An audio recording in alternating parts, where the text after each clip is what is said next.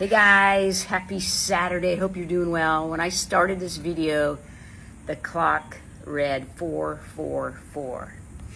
So I think that's a symbol for something good. I'm going to jump right into this video, part 10. I know the last video I posted was part 9, but I had posted it as part 10. So this is officially part 10. So after Landmark, an amazing experience, learned so much, met a lot of really awesome people, and just trying to find their peace and happiness, as we navigate this crazy world, this game of life. So I took those tools with me and put them in my back pocket, so I'd always have them with me. And I continued to move forward, and I signed myself up for another retreat, but this one was a 10-day retreat in silence.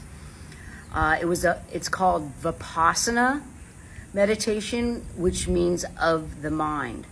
So we were in meditation for 10 days. It was very, very powerful and very soothing, very calming, very definitely got in touch with my physiological sensations. Our body tells us a lot when we're happy, when we're sad, when we're in love, when we're, heartbroken. It sends sensations. But the key is not to be attached to those sensations and just kind of let them pass by. Don't judge it. Just, embrace it and kind of just let it flow.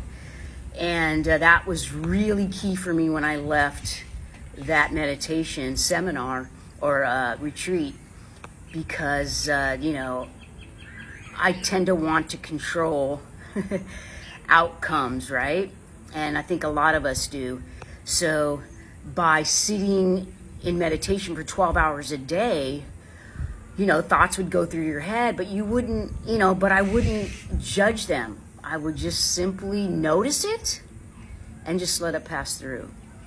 So another thing that I learned along the way on my healing journey is that we all have a smoky mirror.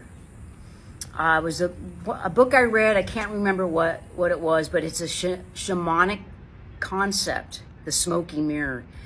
And what that is that we all have a filter. And that filter clouds our perception of what is real, because that filter is based on our ideas and beliefs.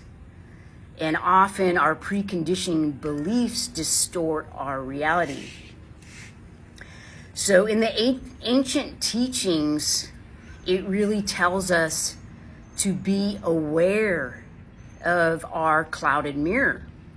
And in order to find peace, joy, love, compassion, we have to be aware of our behaviors, be aware of our limiting beliefs, be aware of our perceptions and our views and how we view the world. So the key here, though, is when you meet somebody. Let me just give you an example. Okay, so my last relationship, I thought, was the one for me. Just the way I felt, like time stopped every time I was with her. It was just, even though it was verbally abusive, I know this sounds counterintuitive, but I just felt just this deep, almost like we were the same soul in two different bodies. So, however, her mirror, her her mirror was clouded and it was very thick because of her own ideas and beliefs and how that distorted her perception of reality. And when someone's mirror is so thick, they are so attached to their beliefs, their ideas, that it's almost impossible to break through to that. You know, to have a heart-to-heart conversation, it's almost impossible because they are so attached to their views, even though they're distorted. So you're really not talking to that soul. You're not talking to that authentic self.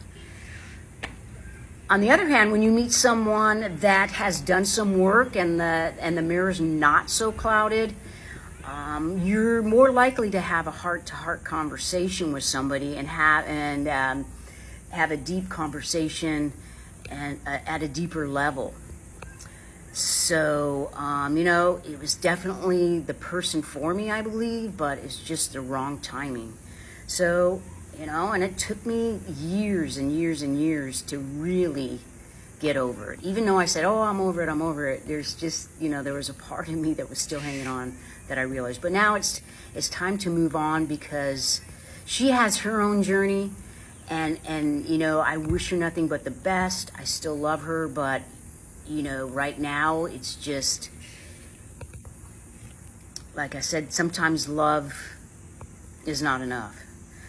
So, and another thing I learned, let's keep that for the next video. So stay tuned for